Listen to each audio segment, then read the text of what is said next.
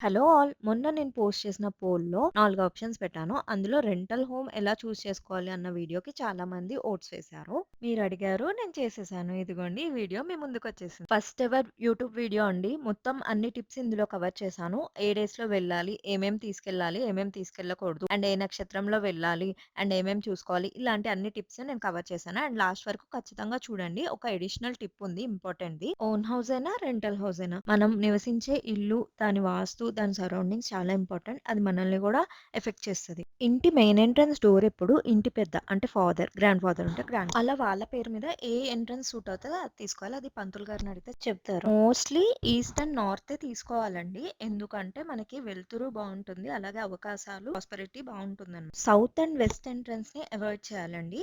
ఆ వైపు ఉండే వాళ్ళకి అవకాశాలు తక్కువొస్తాయి. ఇన్‌స్టెబిలిటీగా ఉంటది. ఒకవేళ మీ పేరుని బట్టి ఆ ఎంట్రన్స్ అయితే వాళ్ళకి పర్లేదండి. ఈ డేస్‌లో ఇల్లు మారితే మంచిది. గురువారం, శుక్రవారం చాలా మంచిదండి. లేదు అంటే బుధవారం, శనివారం, ఆదివారం ఈ రోజులైనా పర్లేదు.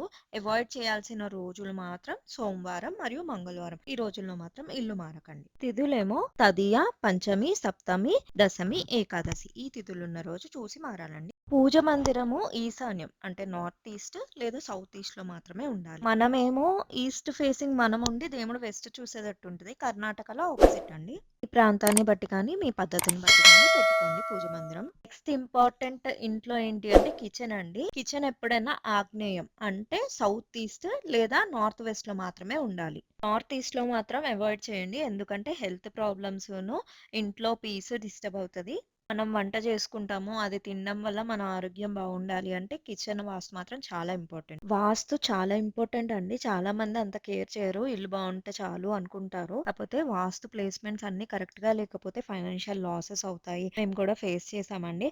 అండ్ ఇక్కడ ఒక కామెంట్ ఉందండి ఒక వీడియోకి. ఒక బ్రదర్ నన్ను సజెషన్ అడిగారనమాట. వాళ్ళు 10 ఇయర్స్ నుంచి ఉంటున్న ఇంట్లో అయితే బాగుండేదంట. రీసెంట్ గా ఒక ఇల్లు షిఫ్ట్ అక్కడికొచ్చాక ఫైనాన్షియల్ ఇన్‌స్టెబిలిటీ ఇంకా ఇంట్లో సమస్యలు, సర్జరీ ఇలాంటివన్నీ అయ్యాయంటండి. మా ఫ్రెండ్ కూడా ఒక అమ్మాయి చెప్పిందండి. వాళ్ళ ఇంట్లో నార్త్ ఈస్ట్‌లో టాయిలెట్ ఉందంట. వాళ్ళకంత తెలియక తీసుకున్నారంట. ఆ ఇంటికెళ్ళాక వాళ్ళ మదర్‌కి, ఫాదర్‌కి హెల్త్ పాడయ్యి, యాక్సిడెంట్ అయ్యి ఇలాంటివన్నీ అయ్యాయని. అంత ఇంపార్టెంట్ ఉంటదండి వాస్తుకి. మా ఇంటి దగ్గరలో కూడా ఒక ఇల్లు ఉంటదండి. ఆ ఇంట్లోకి ఎవరైనా వితిన్ 3 మంత్స్ ఆర్ 6 మంత్స్ లో ఏదో ఒకటి అవుతది అనమాట. హెడ్ ఆఫ్ ద హౌస్ కి నాకు తెలిసి అంటే నేను చూసిందైతే ఒక ఆటో డ్రైవర్ ఆయన వాష్రూమ్ లో జారి పడిపోయి కోమలోకి వెళ్ళిపోయారంట. ఆ తర్వాత తెలిసింది సరౌండింగ్స్ లో ఎవరు అనుకుంటుంటే ఇలా ఇంట్లోకి ఎవరు వచ్చినా సరే అలాంటి సమస్యలు ఫేస్ చేస్తున్నారని. అందుకే ఇల్లు ఎంక్వైరీ చేసుకొని తీసుకోవాలి. ఏ ఇంటికి వచ్చాకన్నా వాస్తు ఎఫెక్ట్ ఉంది. ఫైనాన్షియల్ ఇన్‌స్టెబిలిటీ గాని, గొడవలు అవ్వడం కానీ ముఖ్యంగా ఆ ఇంట్లో ఉన్న వాళ్ళు ఆడవాళ్ళు పెద్దవాళ్ళు ఎవరైతే ఉంటారో లేదా ఆడవాళ్ళు వాళ్ళకి సమస్యలు వస్తాయండి హెల్త్ పరంగా. అది గమనించి అలాంటి సమస్యలు ఉన్న ఇల్లు అయితే మారిపోండి. వైఫ్ అండ్ హస్బెండ్ బెడ్రూమ్ ఎప్పుడు సౌత్ వెస్ట్ లో ఉండాలండి. మరియు పిల్లలు ఉండే బెడ్రూమ్ నార్త్ వెస్ట్ లో ఉండాలి. అండ్ బీరువా వచ్చేసి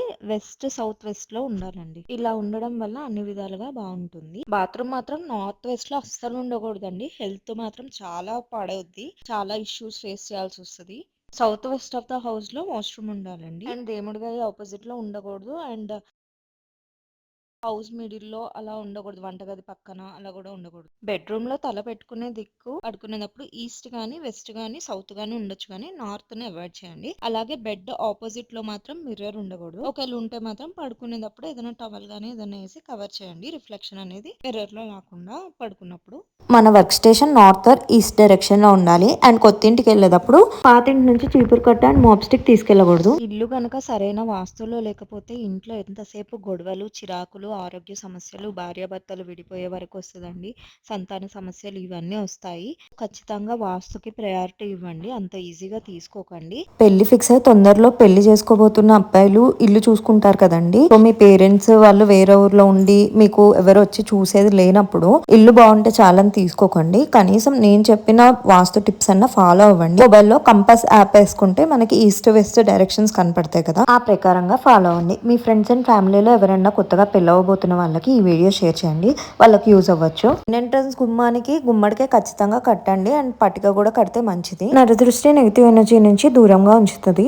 రెంటల్ అగ్రిమెంట్ కానీ లీజ్ కి కానీ తీసుకొని ఇప్పుడు అర్జెంట్ గా ఖాళీ చేయలేని పరిస్థితిలో ఉండి వాస్తు దోషాలున్న ఇంట్లో ఉన్న వాళ్ళైతే ఈ టిప్ ఫాలో అవ్వండి. మనకి వాస్తు పురుషుడి ఫోటో దొరుకుతుందండి. ఆ ఫోటో తెచ్చుకొని పూజ మందిరంలో పెట్టుకొని పూజ చేసుకుంటే మనకి కొంచెం రిలీఫ్ ఉంటదండి. ఈ వీడియో మీ ఫ్రెండ్స్ అండ్ ఫ్యామిలీకి షేర్ చేయండి, వాళ్ళకి యూజ్ అవుతుంది అనుకుంటే. అండ్ ఖచ్చితంగా లైక్, షేర్, సబ్స్క్రైబ్ చేసుకోండి. మీ లైఫ్ లో ఇలా వాస్తు వల్ల ఏమైనా ఇష్యూస్ ఫేస్ చేస్తే కామెంట్ చేసి చెప్పండి. Please subscribe.